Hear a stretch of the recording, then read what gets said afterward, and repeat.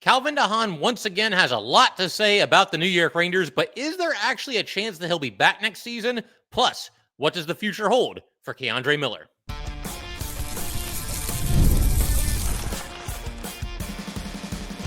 You're Locked on the New York Rangers, your daily podcast on the New York Rangers. Part of the Locked On Podcast Network, your team every day. Welcome back, Blue Shirts fans, to episode number 1310 of the Locked On New York Rangers podcast. I'm your host, John Chick. Just want to thank you guys, as always, for making Locked On New York Rangers your first listen every day. We are free and available on all platforms, including YouTube, and we are, of course, part of the Locked On Podcast Network, your team every day. So we got a lot to do today. Want to kick things off by talking about Calvin DeHaan and more specifically, some comments that he recently made on a podcast. Got Rangers fans talking all over again. Very open and honest interview. Honestly, kind of a refreshing type of interview to listen to because, these players at times can be somewhat guarded during interviews, and understandably so. But DeHaan, if nothing else, he is very, very honest. So we're going to talk about his comments, what he said about the Rangers, and if there's a chance he'll be back next season. Also going to be talking about KAndre Miller. He will be having upper body surgery this offseason, and obviously Rangers have a big decision to make on his future, so we're going to break that down in just a minute as well. And then we've got one more prospect to spotlight from this year's draft class, somebody that the Rangers could take at number 12, provided, of course, that they hang on to that number 12 pick and do not give it to Pittsburgh this season. But that's a whole debate in and of itself that we'll continue to tackle going forward. Bottom line, let's go ahead, start with Calvin DeHaan. So I noticed on social media the other day that the Rangers had wished Calvin DeHaan a happy birthday. Now, this is standard procedure. They do this for all their players, whether you're a superstar, a role player, or in the case of Calvin DeHaan, somebody that plays 3 games and then is a healthy scratch for 19 games, 21 games, whatever it was in a row there to end the season. So that kind of got me thinking about DeHaan a little bit. And then I kind of retweeted it and joked, like, imagine if DeHaan comes back next season. And a couple of different, Ranger fans commented on my retweet at that point. I got to give a shout out to Izzy on Twitter. Izzy had this to say: judging from his interview on a podcast, he may come back. And I also got to shout out Pete, Ron NYR, and GC Blue. All 3 of them commented on my retweet as well, and they all seem to be in favor of Calvin DeHaan coming back for this upcoming season. And, this comment, this series of comments here, and specifically the one from Izzy, kind of reminded me, oh, that's right. DeHaan did that podcast interview. I got to check that out and see what he said. And so I did watch the entire interview on YouTube.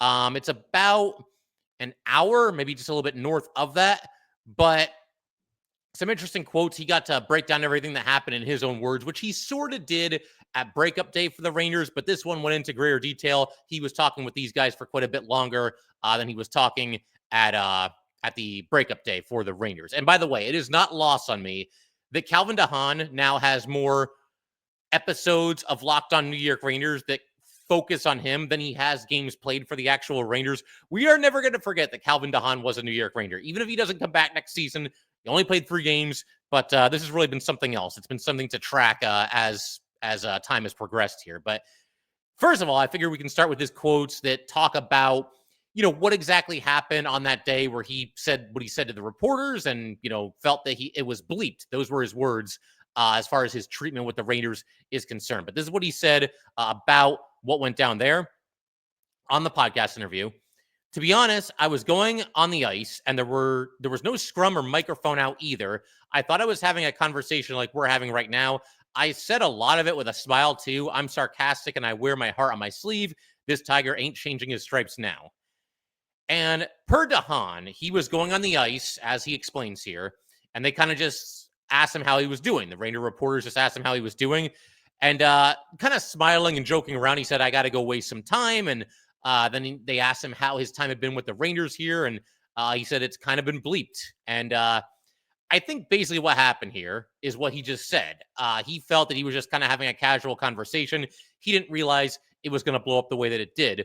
But it did blow up. And so too did Calvin DeHaan's phone, because he said that once he checked his phone after that, he was getting texts from just about everybody, family members, friends, whatever it might be. And then he said, I pull up my Twitter and I'm like, bleep.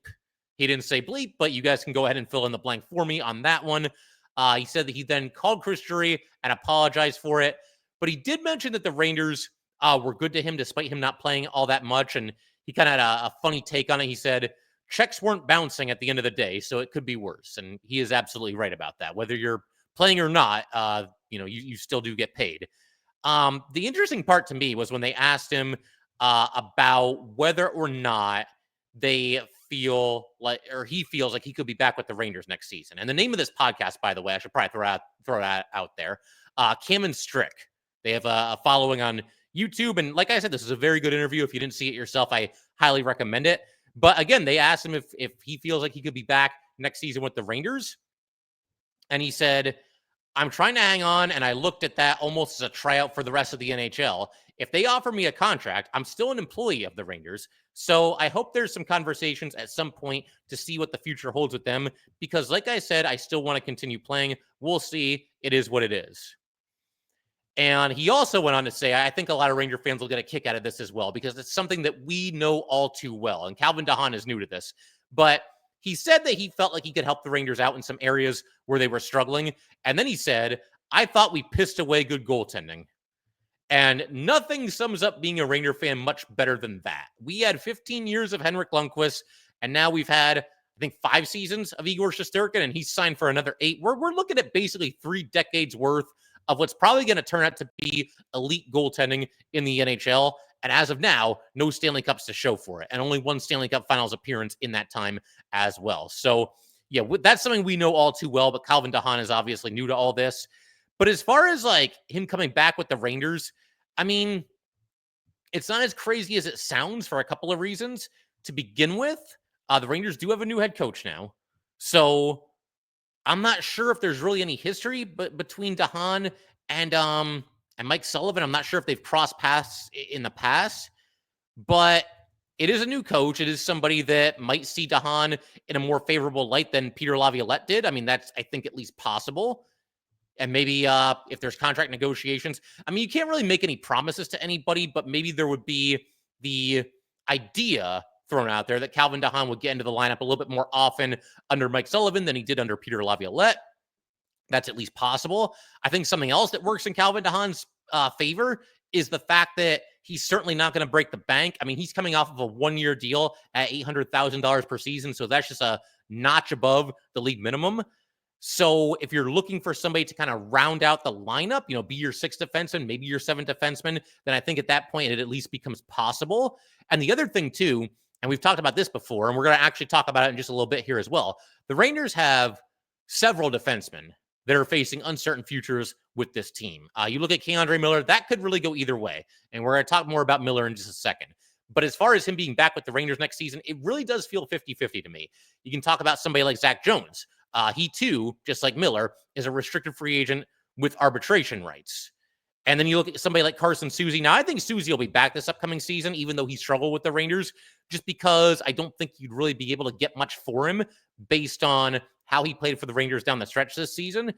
But when you think about all the Ranger defensemen that kind of face an uncertain future, and the fact that the Rangers are tight up against the salary cap, and the fact that the Rangers have to save money somewhere, well, your number 6 or number 7 defenseman, that is a good place to typically save some money if you can. So if you can get Calvin DeHaan back on a 1-year deal or a 2-year deal at or near the league minimum, it's something to at least consider. Again, the way things have gone with him here, though, I'm just not so sure how realistic that actually is.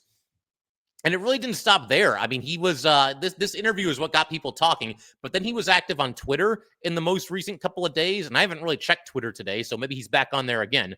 I'm not really sure. But we had on Twitter, Vince Bercogliano tweeted out a quote from Mike Sullivan the other day. This was after Sullivan, did his introductory presser and met with the media and all that good stuff. And it was the quote where Sullivan mentioned that he had talked to nearly every player on the New York Ranger roster.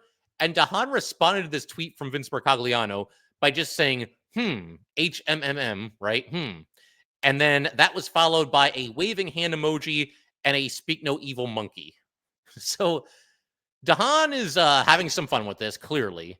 But I think that also very clearly implies that Mike Sullivan has not yet reached out to Calvin DeHaan, which is kind of funny and might also be an indication that the Rangers are not seriously considering bringing him back. I mean, I guess you never know for sure and never say never, but that's kind of what that implies, at least to me. And then we had, this is pretty funny too, Jennifer from Twitter. She took the Rangers' happy birthday tweet that they sent to Calvin DeHaan, the one that I referenced a couple of minutes ago, and she used Photoshop to put the words healthy scratch over Haan. Now, Haan thought this was funny. He responded to it and seemed to get a kick out of it. And again, all these things that he's doing on Twitter, it seems to me that he's just having some fun with the situation, just trying to make light of it and, just take it as well as he possibly can. I'm just not so sure that doing all this is his best path back to the Rangers. We all know how deadly serious the Rangers are about everything, and they seem to not want players to tweet out certain things, and getting an interview with a current Ranger is a nearly impossible task. I have not given up on that, but the Rangers media relations team certainly does not make it easy. They tend to keep everything pretty airtight there with the Rangers, and I don't think they like it when players do things like this, when they show some personality, when they have some fun. And speaking of that, that also makes it kind of amazing to me that Haan was even able or allowed to go on this podcast where he did this interview, the Cam and Strix podcast. So that almost makes me think that Haan did not even ask the Rangers permission. He probably just did it on his own.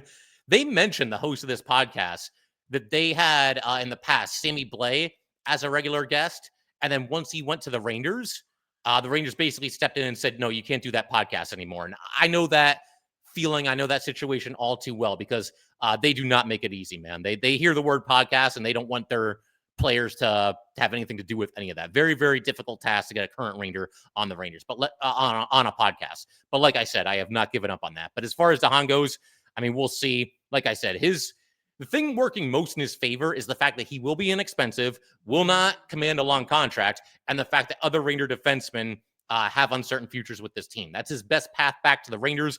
I'm still skeptical. I still don't think it's going to happen, but I suppose never say never. In just a second, we're going to keep everything rolling, shift our attention to another Ranger defenseman, and that is, of course, KAndre Miller. We'll be talking about him and his future in great detail in just a second. All right, we just want to take a minute to let everybody know that today's episode of Locked On New York Rangers is brought to you by Wonderful Pistachios. Looking for a snack that is both delicious and nutritious? You got to try this. Crack into a good source of protein with Wonderful Pistachios. Wonderful Pistachios is one of the highest protein nuts. Each 1 ounce serving has 6 grams of protein, giving you over 10% of your daily value. Plus, they are packed with fiber and better for you unsaturated fats to help keep you feeling fuller longer. Personally, I got to have the no shells variety. It is the perfect grab and go snack for busy days. Whether I'm snacking at my desk, on a road trip, or just need a quick protein boost, they are always a great go-to. And if you love cracking open every shell for that satisfying crunch, the in-shell options are always a classic favorite. The satisfying crunch of opening each shell, it is like snack meditation. Whether you're running between meetings or dropping off the kids, Wonderful Pistachios are the snack that works just as hard as you do. So get snacking and get cracking with the snack that packs a protein punch. Visit wonderfulpistachios.com to learn more. All right, so keep everything rolling here on Locked On New York Rangers. Huge shout out to the everydayers, as always, for sticking with this podcast through thick and thin, all the ups and downs that we call New York Ranger hockey. And in our next episode, I'm thinking we might shift the focus to the World Championships. The Rangers have several players participating in that competition. Obviously, the Stanley Cup playoffs are ongoing as well, and a couple of Rangers looking for their first ever Stanley Cup. But for right now, let's go ahead, keep the focus on a current Ranger, and that would, of course, be KAndre Miller. Some news breaking the other day that he is going to be needing upper body surgery this offseason. And this really stood out to me just because KAndre Miller never gets injured. He's got his critics, and certainly, we've critiqued him on this podcast, to be sure, and I don't think this is his best season. I've said multiple times that I think at best he is plateaued after a very encouraging first couple of seasons in the NHL. The last season or two, it feels like at best plateaued, like I said, and it possibly even regressed as well. But yeah, I mean, he's very durable. If you say nothing else about KAndre Miller, even the staunchest KAndre Miller critics, you have to give him that. The guy's always on the ice. I mean, he always suits up and he's always out there while playing what is obviously a very, very demanding position. The only times he's been out of the lineup that I can remember, I mean, a couple of times this past season, but before that, you had the mental health break where he missed a couple of games. I don't think it was very many. I think it only ended up being like 2 games. And then the season before that, he played in 79 games. The 3 that he missed were his 3-game suspensions. So this guy does not miss games due to injury, or at least very rarely does. As far as what's going on this offseason with Miller and the injury and whatnot, this is what we know. and I'm piecing this together from several different reports that have been out there about KAndre Miller. It is once again an upper body injury. It is an undisclosed upper body injury because, as we all know in the NHL, only two types of injuries exist: an upper body injury or a lower body injury. That is it. That's all you'll ever get when it comes to teams diagnosing these injuries. Or clearly they diagnose them behind the scenes, but as far as what they say publicly, for all of us, it's an upper body injury or it's a lower body injury. This injury for Miller was sustained toward the end of this season, so it doesn't sound like it was something that was lingering for the entire year. It was at the very end. Apparently, Miller tried to rehab it, but he has now decided that surgery is the best option. And if you want a silver lining for the Rangers missing the playoffs and us having all this extra time to essentially kill between now and the start of next season, this is it right here. I mean, the Rangers have been in the playoffs the last 3 years, a couple of deep runs there. It sounds like they had some guys that were pretty banged up. Miller and Kreider for sure. Doesn't sound like it's a guarantee that either of them will be back next season, but they were banged up. And if they are back, at least they have this time off to rehab, do whatever they got to do. In Miller's case, get surgery and make sure they're ready to go for next season. And Braden Schneider is another one. Schneider sounds like he dealt with something the entire season, and he plays a physical style as well. So hopefully he gets healthy as well. And hopefully everybody's ready to go and ready to put this miserable season behind them at the start of next season. KAndre Miller included, provided, of course, that he is back with the New York Rangers. And per report from Molly Walker, it sounds like Miller is aiming to be ready for around the start of next season. So if we take that literally, around the start of next season, doesn't sound like a guarantee that he'll be there right at the start, but we'll see how it goes. I know very well, as a lot of you do, I'm sure, to not bet against hockey players when it comes to getting themselves back into the lineup. But to go back to breakup day and a couple of things that KAndre Miller had to say there, this is what we had to say, because obviously he is an impending RFA with arbitration rights. And as of now, there has been no extension for KAndre Miller. But this is what Miller had to say. I have a great agent that is going to help me throughout this summer's process. I love being a New York Ranger. I think this has been some of the best years of my life. These last 5 years have been unforgettable in about every aspect you can think of. And my big takeaway here, and this is more of a Ranger thing than just a Miller thing. We'll talk about it as it pertains to Miller as well. But I continue to marvel at how much players want to be on the Rangers because you know the history, one cup in 85 years, and you know this team has kind of been in turmoil at times over the last handful of seasons. There's been a lot of winning in there too, the 2 conference final appearances, but it feels like, and maybe this goes on around the NHL more than I realize, but it feels like it's just always something when it comes to this Ranger team. There's always some drama of some kind. But here you got Miller talking about how much he loves being a Ranger. We heard Chris Kreider say something similar. He said during breakup day that this is home and he doesn't want to go anywhere else. Mika Zibanejad, he, at the end of the season, in an interview, said that he knows what's in his contract. And it was pretty heavily implied that he knows he's got the full no move clause and he knows he doesn't have to accept a trade to anywhere if he does not want to. So these are 3 players that I just mentioned here, Miller, Kreider, Mika, that probably came under as much or more fire as any other player on this roster. And some of it was warranted, I would say. But if nothing else, these guys are committed to being Rangers. I mean, these guys want to be here. They want to be in New York. They want the pressure. They want the bright lights, and they want to try to figure things out. So if you don't give those 3 players anything else, give them credit for at least wanting to stick things through and make this thing right next season. And it sounds like Mika Zibanejad will be back. I know there was that story about him, selling his property, I guess, in the city there, whatever it might be. But that to me doesn't indicate that he's necessarily being traded. That indicates that he's probably moving. So we'll see how that goes. But that did happen. But again, I just like the fact that people still want to be Rangers. Even Mike Sullivan, he wants to coach his team. Clearly, he was unemployed for all of about 3 or 4 days there, and he's now the Ranger coach. But as for KAndre Miller specifically, yeah, I give him a lot of credit for saying this because he's somebody who, again, restricted free agent with arbitration rights. He needs a new contract, right? And if we take Miller at face value, then we know that he genuinely wants to be here. He wants to be in New York and he wants to be a Ranger. And now the Rangers know that too. He multiple times on breakup day talked about how much he loves being a New York Ranger. So this could potentially cost Miller and his camp some leverage in negotiations because maybe he'll take a little bit less to stay with the New York Rangers. That's at least possible. I do wonder if KAndre Miller's agent wished that he hadn't been so open about, his love for playing in New York. We'll see how that ends up shaking out. But, we'll see. It could go a lot of different ways. I think there's actually a decent chance that this ends up in arbitration, which doesn't often happen. I'm trying to remember like the last Ranger that ended up in arbitration. We thought it might happen with Ryan Lindgren last season, but the Rangers, KAndre Miller wants this big raise, right? The Rangers could extend him long-term contract, give Miller all or most of what he wants. That's an option.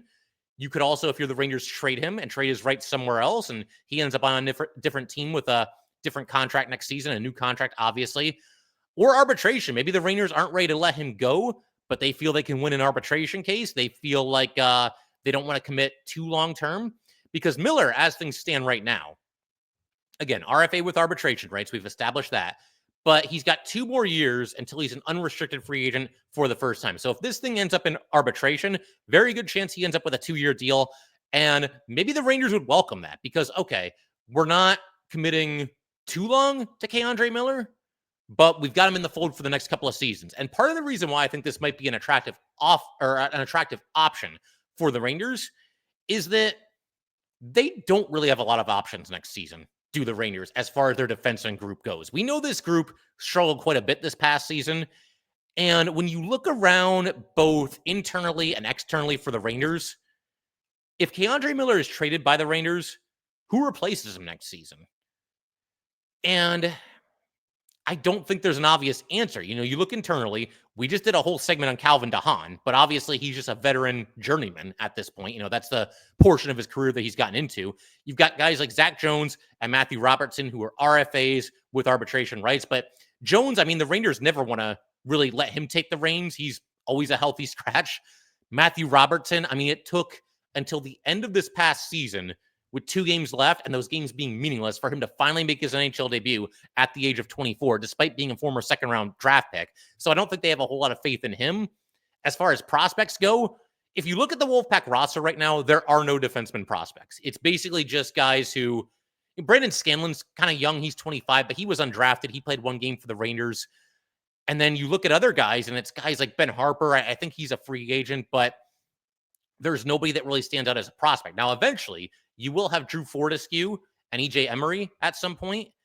I believe, it's possible the 2 of them, one or the other, could debut next season. But I don't think they're going to be there at the start of the season for sure. They might end up playing in college again, and their college season ends, and maybe they jump on the Rangers at the end of the season. That's certainly possible. There's no really good internal options to replace KAndre Miller. And then you look externally, UFAs. The 2 that kind of stand out, I think, for a lot of people right now are Provorov and Gavrikov, and they're good options, but those are the cream of the crop when it comes to lefty defensemen. And I feel like that being the case, some team is going to reach for them. Some team is going to overpay them, and they're both good players. But I feel like teams that are desperate to upgrade themselves as far as left defensemen go, given the fact that those are the best 2 guys available, they're going to extend themselves a little bit. They're going to give out a contract that's a little too long, a little too expensive. I think that's kind of what you're looking at with those 2. A name that I'll throw out there real quick, and it's not the most exciting name that you'll ever hear, but if you want like a 1-year stopgap option, if Miller was to be traded, I'll throw out Dmitry Orlov. Now, he will be 34 before next season. If you could get Orlov on like a 1-year deal, I think that would be perfect because he could kind of hold down the fort until guys like Fortescue and Emery are ready to go. I don't know how feasible that is. That's something that we'll dive into in a future episode, not too far down the road. We're certainly going to look at UFAs around the league and see who makes sense for the Rangers, and can the Rangers afford this guy? Is that guy a fit? Et cetera, et cetera. I'll throw it out there. I know he's getting a little bit older, but he is still a good defenseman, and if you could get him short term, I think he could be the perfect stopgap to some of those Ranger defensemen, the young Ranger defensemen, the prospects that are coming along the way. But to get the focus back on Miller here, one more thing that I'll throw out there. We're talking about what do the Rangers do if Miller leaves, right? How do you replace him? To take it a step further, who plays with Adam Fox next year, if not KAndre Miller?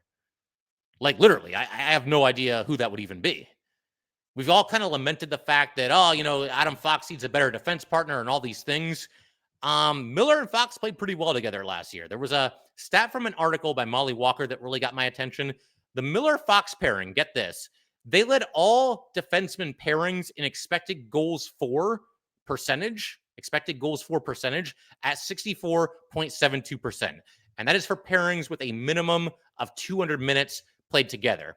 And Miller and Fox also, when they are on the ice, outscored their opponents 19-12. So they played together sparingly. They were together at the start of the season. Then they were back together kind of toward the end of the season a little bit as well.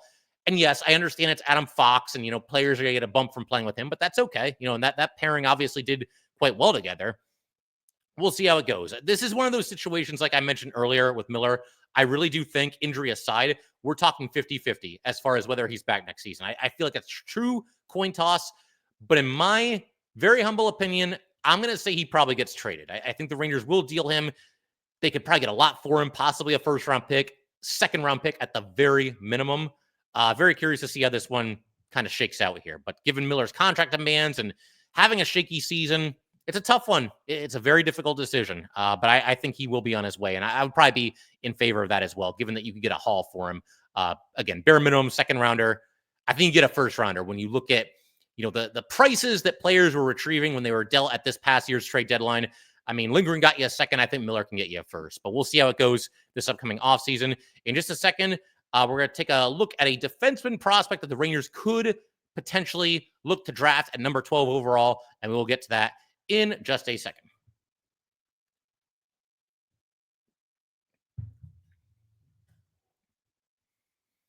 All right, let's go wrap up today's episode by talking a little bit about the upcoming NHL Draft, and more specifically, a player that the Rangers could take at number 12.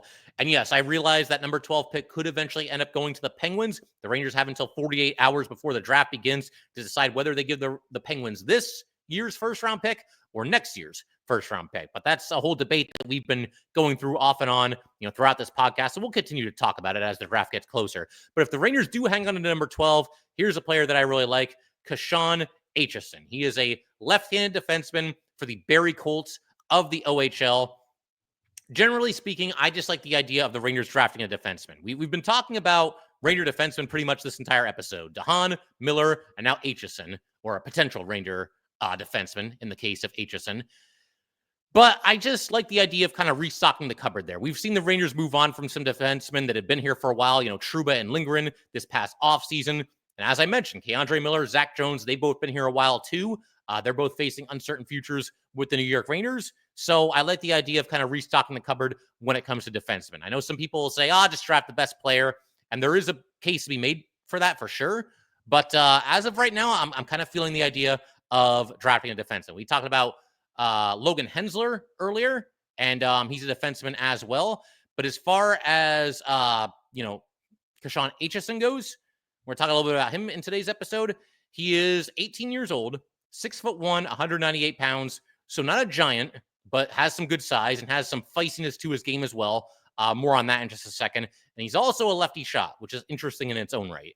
But as far as his stats go, he's played 3 seasons with the Barrie Colts of the OHL. In those 3 seasons combined, 151 regular season games, 35 goals, 66 assists, and a -4. But this past year, and the year that is technically still ongoing, even though his team has been eliminated, is his true breakout, at least in terms of offense. 64 games for Aitcheson, 26 goals, 33 assists, a team-high 59 points for a defenseman, also a +6. And then in 16 playoff games, 6 goals, 6 assists, 12 points, and a +2. Barrie was swept by Oshawa in the conference finals. And now Oshawa is 1-1 with London in the finals, the OHL finals. But as far as Aitcheson goes, going by just a variety of different scouting reports, just kind of piecing everything together for all these different scouting reports that I was pouring over before, obviously hitting record here today. This guy is a big hitter, and there's a lot of video proof of that as well. He plays with a certain nastiness, a certain mean streak to him. He will get under your skin a little bit. A lot of open ice hits on his highlight reel. Now, on one hand, it's his highlight reel, right? So they're going to play all of his best stuff and all the things that make you go, oh, wow, this guy's awesome. But he has a lot of these. He seems like he's very good at squaring up his opponent and just absolutely creaming them. As far as I can tell, it looks like it's almost always clean. I would say always clean. He's got some flair to his game as well. I can pick up on that by watching his highlight tapes. Seems to talk a lot. He'll get under the skin of his opponents, like we mentioned. He's gotten into a bunch of fights too. There's times where he's laid a big time open ice hit on an opponent, and then one of his teammates naturally comes over and challenges him, and he drops the gloves, and away we go. And he seems to be a pretty good fighter. And at the end of a fight, he'll be waving his arms to the crowd and trying to get them into it a little bit. Like I said, he's got a flair to his game. He's certainly got some personality out there as well. And something that I saw, and I remember seeing this when it was first circulating on social media. I didn't realize it was Aitcheson when this happened, but there was a fight that he got into where he basically does a Roman Reigns Superman punch, For anybody that may not know, my day job is with WWE, right? And Roman Reigns is one of the top WWE superstars, currently on the roster. And he's got this move where he jumps into the air and comes down with a right hand, just, cracks his opponent, right? Aitcheson tried this in an NHL fight. It was incredible. I wouldn't really say that it worked or that it didn't work. I mean, on one hand, you're kind of exposing yourself, leaping into the air. But yeah, he jumped, comes down with a right hand. It seemed to be kind of a glancing blow. But this was the start of what was a pretty nasty fight and a pretty even fight as well. He seems right in his own element, getting into scraps like this and just playing a hard-nosed brand of hockey. This is somebody that seems to really wear his emotions on his sleeve, and that's good to see. I feel like Ranger fans, after what we were forced to witness this past season in terms of just the lethargic brand of hockey that this team played night in and night out, we're just dying to see a player like this, somebody that cares and has some flair out there, has some personality, has some energy, has a mean streak. There's a lot to like here as far as Aitcheson goes, if you're a fan of the New York Rangers. But I'll leave you guys today with a couple of different scouting reports that I was able to pick up on. By the way, there were 14 publications that I was looking at. They had him ranked anywhere between number 11 and number 37. So odds are at number 12, he still should be there for the Rangers, and I think he'd be a good pick for them if he is. But here's the pros. These are the people that do this for a living. We'll do a couple, as many as we have time for here. We've got Brock Otten from McKean's Hockey. Aitcheson has really worked to simplify his game this year, and it's done wonders for his consistency and effectiveness as a two-way player. Last season, turnovers and poor reads were too prevalent as he tried to force passes or beat pressure head-on. This year, he has worked to limit his turnovers, especially in the defensive zone. And that is one thing that I kind of picked up on going through all these different scouting reports. It does seem like there's times where he just makes mistakes. And look, he's 18. A lot of that's probably correctable. One thing I saw specifically is that he takes too many icings. Like, I don't know if he's just trying to clear the puck and puts a little too much sauce on it, or, what the case might be, or that's just kind of his default. Like, if he's in trouble, he just sends it down the ice. But that's something that obviously can work at. We'll do one more here. This is from Stephen Ellis of Daily Faceoff. Aitcheson is one of my favorite prospects in the draft. He has the potential to be an intimidating force in the NHL, someone who just gives opponents nothing to work with. His physicality is the best attribute of his game because he's willing to get involved with just about anyone. Aitcheson already has 20 goals, which is no small feat for an OHL defenseman. And yeah, obviously there's clearly some offense to his game. Those OHL numbers that he put up, that'll come back to earth a little bit in the NHL. They always do, no matter who it is. But this is a guy that's a well-rounded player. And I think the thing that we'll like more than anything, the energy, the fire that he brings, the physicality that he brings, Rangers need a player like that. But we'll call it there for today. As always, thank you guys, and I will see you next time.